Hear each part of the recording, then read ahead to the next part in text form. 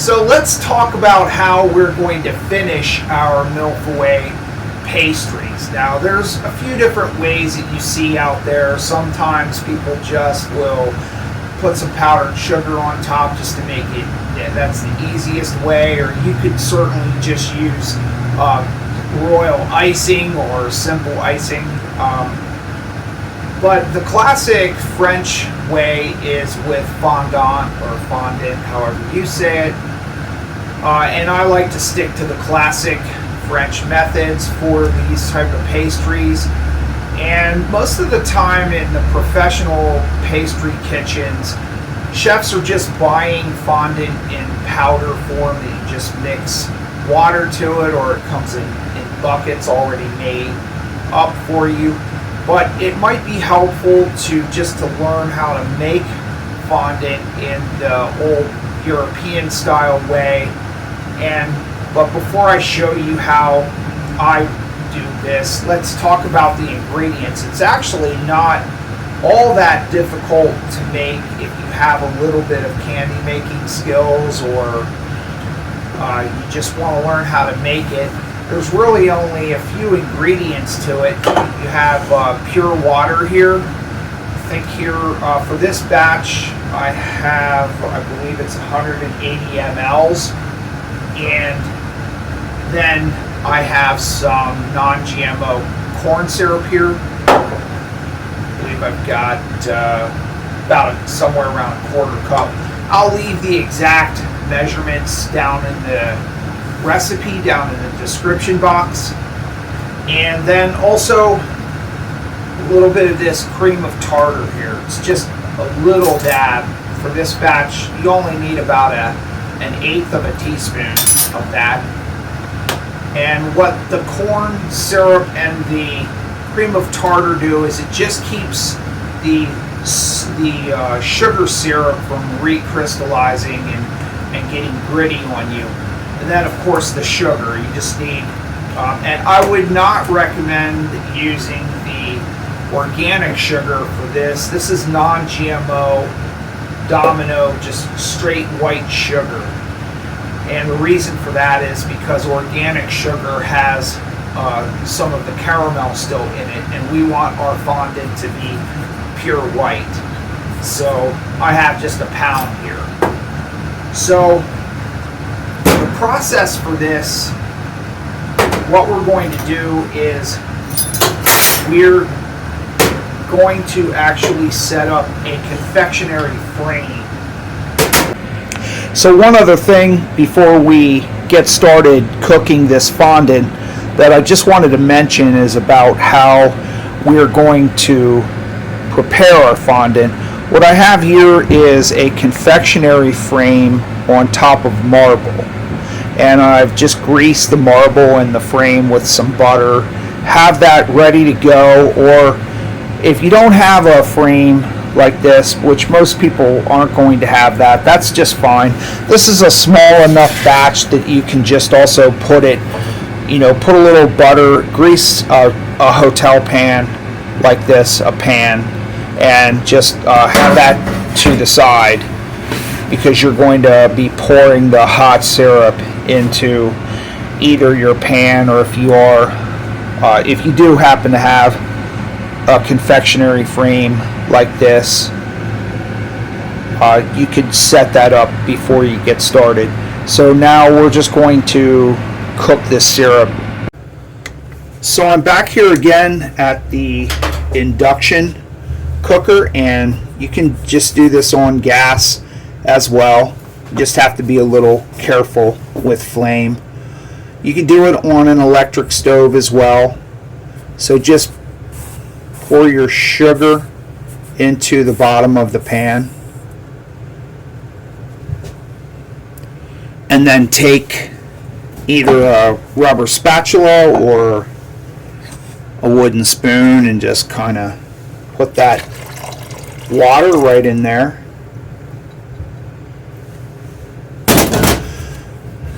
And then work that sugar into that water, trying not to kick up a lot of sugar crystals along the side of your pot, your saucepan. You just kind of want to gently stir that water and sugar together here. And then you can start your cooking process.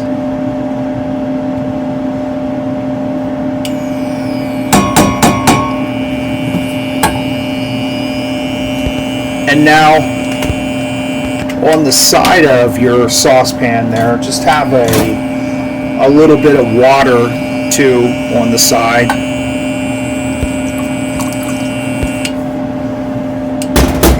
And what that's for is you're just going to be going in there and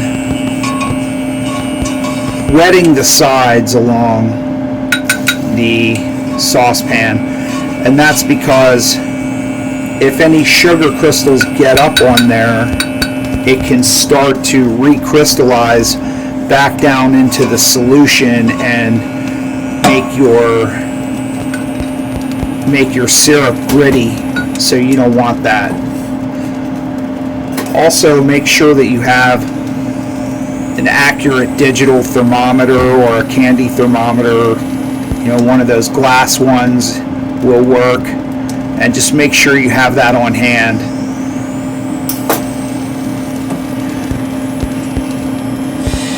And so you can gently stir this as well, just to make sure nothing sticks on the bottom. Make sure that sugar gets all dissolved into this solution. So what we're going to be doing with this is cooking this first up to 225 degrees Fahrenheit before we add in the corn syrup and the cream of tartar.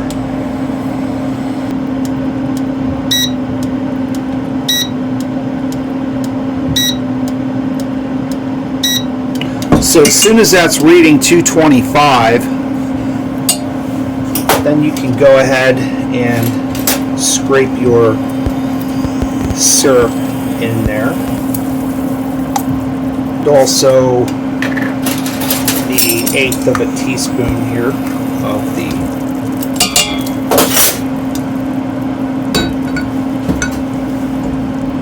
cream of tartar.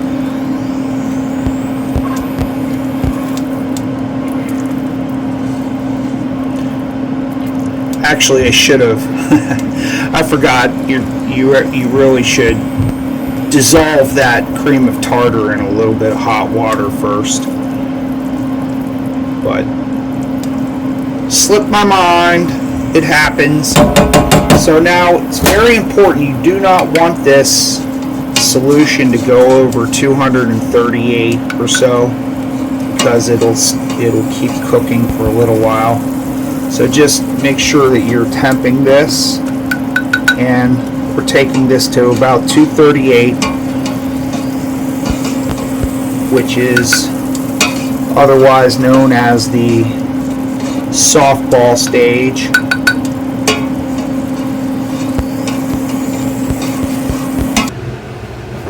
Okay, so we have this now at 238, and I'm going to pour this into this confectionery frame now.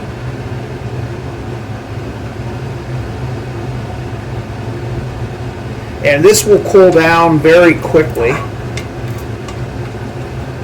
You should let this cool to about 110 degrees Fahrenheit, but of course it's very hard to temp something like this, so just let it cool down till you can, just about till you can touch it. It should feel warm to the touch, but not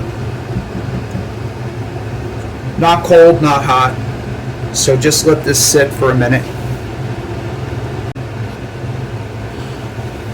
Okay, so I gave this fondant syrup a few minutes here to cool down.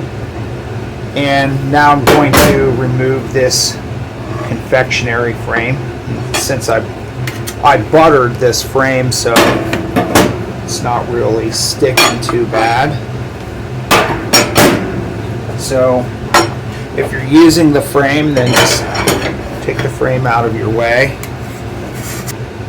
So now the way that I like to work this is I like to use a bench scraper and a spatula.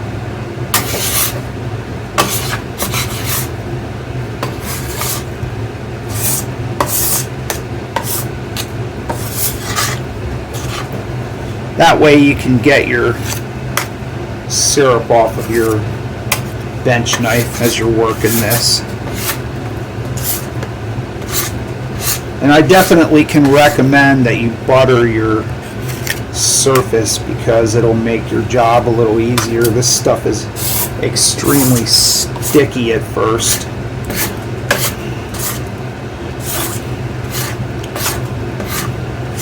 So you just need to work this for a while. It takes a few minutes to get this to crystallize. Kind of like working air into it.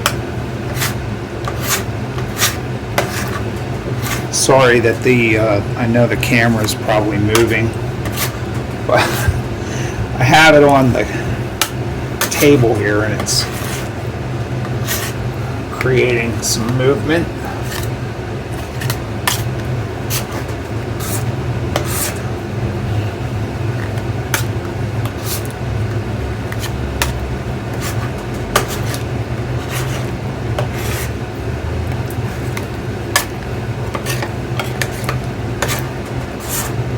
So just work at this for a while. You'll start to see as it crystallizes and you're working air into it, it seems like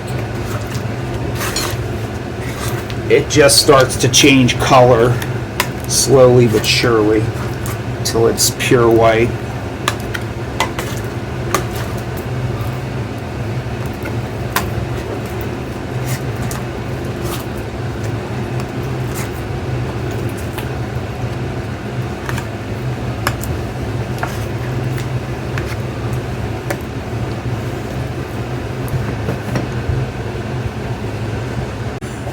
So then there's the finished fondant. Once you've worked it till it turns bright white and gets pretty stiff.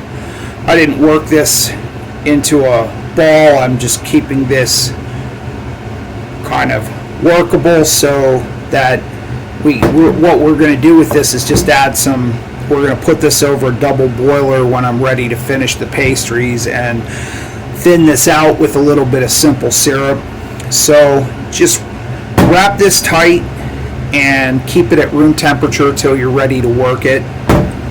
If you're not going to work it, if you're not going to use it today, then you can also just put a little bit of water over top of this to keep it from drying out and then wrap it nice. Also, it's really best to let this rest at room temperature for a full 24 hours before you work it. Sort of mature, if you will.